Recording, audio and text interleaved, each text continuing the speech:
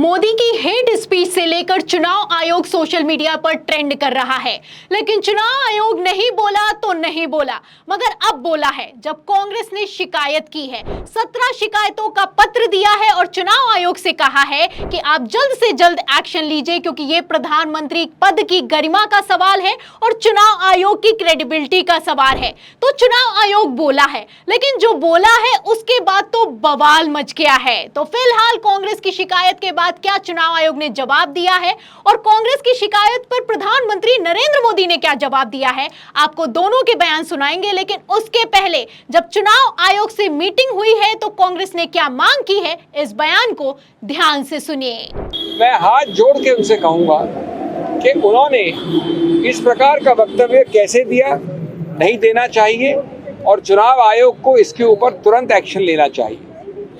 मैं इसको भद्दा मानता हूं, मैं इसको दोहराऊंगा नहीं, लेकिन इसके 4-5 तत्व आपको याद दिलाऊंगा जिसको हमने पूरी तरह से चुनाव आयोग के सामने रखा। इसमें एक समुदाय एक धर्म का स्पष्ट नाम के साथ विवरण है, स्पष्ट नाम के साथ।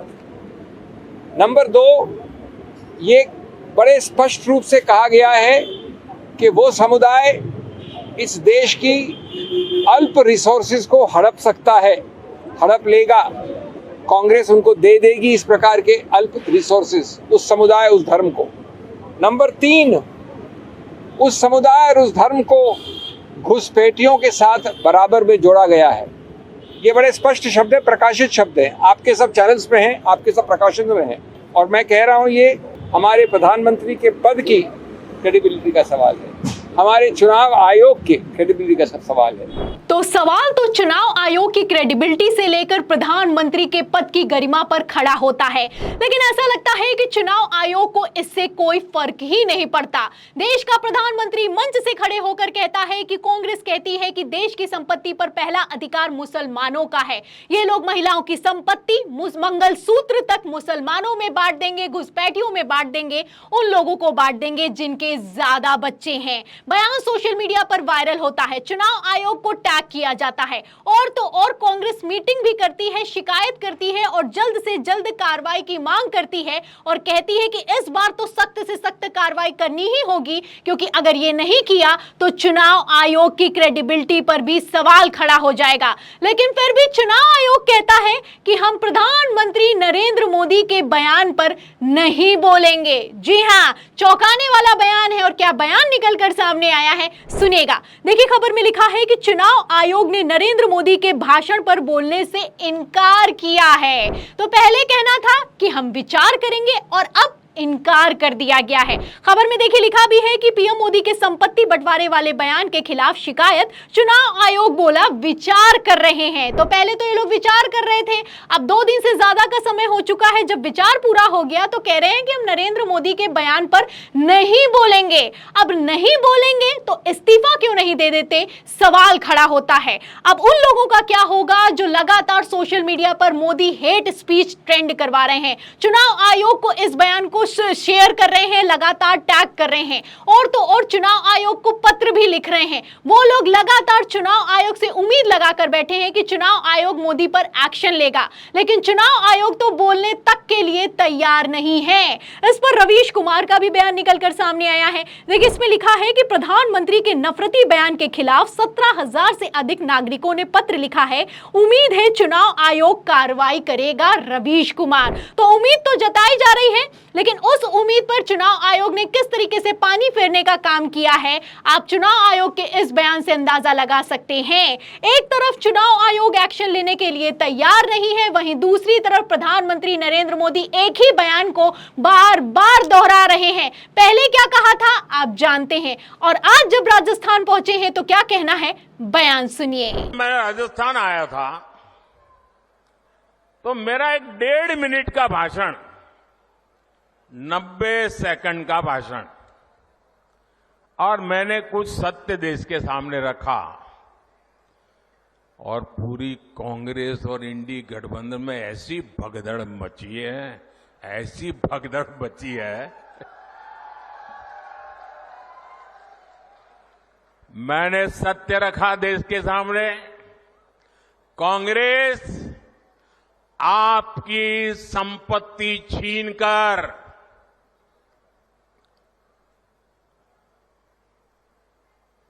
उनके खास लोगों को बांटने की गहरी साजिश रचकर बैठी है। तो सुना आपने, प्रधानमंत्री नरेंद्र मोदी का कहना है कि जो भी मैंने कहा वो सच कहा है। ये लोग आपकी संपत्ति छीनकर अपने खास लोगों में बांटने की साजिश रच रहे हैं। तो आप देख सकते हैं, एक तरफ झूठ बोला है, अब उसको बार बार नहीं, एक बार नहीं, कई बार बोला जा रहा है। ये बयान सोशल मीडिया पर फिर से निकलकर सामने आया है, लेकिन चुनाव आयोग कहता है कि हम कोई कार्रवाई नहीं करेंगे, फिलहाल हम नरेंद्र मोदी के बयान पर कुछ नहीं बोलेंगे। और चुनाव आयोग क्या ही बोलेगा, क्योंकि ये चुनाव आयोग कुछ बोलने लायक बचा ही नहीं है। ये पहली बार नहीं हुआ है। आपको बता दें, 2024 लोकसभा चुनाव में तो ये धड़ल्ले से हो रहा है, लगातार खबरें निकलकर सामने आ रही हैं, लेकिन चुनाव आयोग ने चुप्पी साध रखी है। प्रधानमंत्री नरेंद्र मोदी के बयान पर चुप्पी साध रखी है और उन खबरों पर भी चुप्पी साध रखी है जिसमें धर्म के नाम पर और राम के नाम पर धड़ल्ले से वोट मांगा जा रहा है। क्या कुछ हो रहा है, भारतीय जनता पार्टी क्या कर रही है, आपको कुछ खबरें भी दिखा देती हूं। देखिए, भारतीय जनता पार्टी के आधिकारिक ट्विटर हैंडल से प्रधानमंत्री नरेंद्र मोदी की फोटो को शेयर करते हुए लिखा गया है कि अब की बार बटन ऐसा दबाना कि अयोध्या जाओ तो भगवान राम जी से नजरें मिला सको, जय सिया राम। आगे देखिए, पैम्पलेट भी छापे गए। पैम्पलेट में लिखा है कि वोट देने जा रहे हैं, याद रखिएगा रामलला का मंदिर किसने बनवाया है। तो राम के नाम पर और धर्म के नाम पर वोट मांगे जा रहे हैं। एक तरफ राजस्थान की ही अगर बात की जाए तो यहां पर राजपूत नाराज हैं, जाट नाराज हैं, दाल गलती हुई नजर नहीं आ रही है, 400 पार की हवा निकल गई है। तो ऐसे हालातों में लोग कैसा बौखला रहे हैं, आप इन खबरों से अंदाजा लगा सकते हैं। जाति धर्म के नाम पर धड़ल्ले से वोट मांगे जा रहे हैं और इस पर चुनाव आयोग एक्शन लेने के लिए तैयार नहीं है, जबकि चुनाव आयोग ने चुनाव से पहले ही कह दिया था कि अगर किसी ने भी जाति धर्म के नाम पर वोट मांगा तो उसकी खैर नहीं होगी। क्या कहा था, नहीं याद है तो खबर दिखा देती हूं। खबर आप देखिए एबीपी की। देखिए, इसमें लिखा है कि जाति धर्म के नाम पर वोट मांगे तो खैर नहीं, निर्वाचन आयोग की राजनीतिक दलों को हिदायत दी गई है। तो ऐसा लगता है कि यह हिदायत सिर्फ और सिर्फ विपक्षी दलों को दी गई है, क्योंकि प्रधानमंत्री नरेंद्र मोदी तो सुनने के लिए तैयार नहीं है और चुनाव आयोग एक्शन लेने के लिए तैयार नहीं है। क्योंकि आपको बता दें, जहां एक तरफ पीएम मोदी बयान दे रहे हैं, वहीं दूसरी तरफ जो भारतीय जनता पार्टी की रैली हो रही है,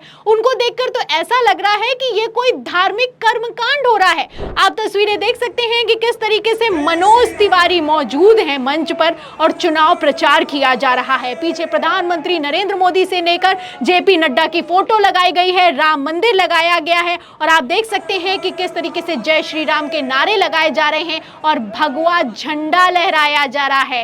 ये लोग ये चुनाव प्रचार कर रहे हैं और चुनाव प्रचार के नाम पर क्या कर रहे हैं, ये तस्वीरें अपने आप में साफ करती हुई नजर आ रही हैं। और सिर्फ इतना ही नहीं है, खुला चैलेंज किया जा रहा है चुनाव आयोग को। आपको बता दें, भारतीय जनता पार्टी के नेता तो यहां तक कह रहे हैं कि जिस बूथ पर ज्यादा वोटिंग होगी उसको हम 2 लाख रुपए देंगे। बयान सुनिए, देखिए लिखा है कि जिस बूथ में ज्यादा वोटिंग होगी 2 लाख रुपए दूंगा बीजेपी नेता। तो ये भारतीय जनता पार्टी के नेताओं की तरफ से बयान दिया जा रहा है। एक तरफ जहां गृह मंत्री अमित शाह और जेपी नड्डा आधी रात मीटिंग करते हैं और मीटिंग में यह तय होता है कि जो वोटिंग प्रतिशत है उसे बढ़ाना होगा। अगर 400 पार करना है तो वोटिंग प्रतिशत बढ़ाना बहुत जरूरी है। एक तरफ ये मीटिंग में तय होता है, दूसरी तरफ बीजेपी नेता ये ऐलान कर देता है कि जिस बूथ पर ज्यादा वोटिंग होगी वहां पर मैं 2 लाख रुपए दूंगा। अब इस तरीके के बयान भी दिए जा रहे हैं, लेकिन फिर भी चुनाव आयोग अपनी आंखें बंद करके बैठा हुआ है। यही विपक्षी दल होता है तो तुरंत नोटिस जारी कर दिया जाता है। आप जानते हैं कि किस तरीके से जय भवानी शब्द को लेकर आपत्ति जताई गई और उद्धव ठाकरे, जो कि उनके पार्टी का थीम सॉन्ग है, उसको लेकर नोटिस भी जारी कर दिया गया। उद्धव ठाकरे से कहा गया कि आप जय भवानी शब्द को अपने थीम सॉन्ग से तुरंत हटाइए, लेकिन ठाकरे ने कह दिया कि हम नहीं हटाएंगे, जो करना है कर लो। क्योंकि जब आप सत्ता पक्ष पर एक्शन लेंगे नहीं तो विपक्ष क्यों ही सुनेगा। अब सुनने के लिए भी नहीं तैयार है। चुनाव आयोग का क्या हाल हो चुका है आप देख सकते हैं। ये 2024 लोकसभा चुनाव चल रहा है या फिर कि मजाक चल रहा है, आप तय कर सकते हैं। धड़ल्ले से मनमानी की जा रही है और चुनाव आयोग चुप बैठा है। तो ऐसे में सवाल खड़ा होता है कि क्या ये लोकतंत्र का भारत के लोकतंत्र का आखिरी चुनाव होने वाला है? इस सवाल के जवाब में, इस पूरी खबर पर, चुनाव आयोग के जवाब पर, कांग्रेस के एक्शन पर आप क्या सोचते हैं कि 2024 लोकसभा चुनाव में क्या चुनाव आयोग कुछ बचा ही नहीं है?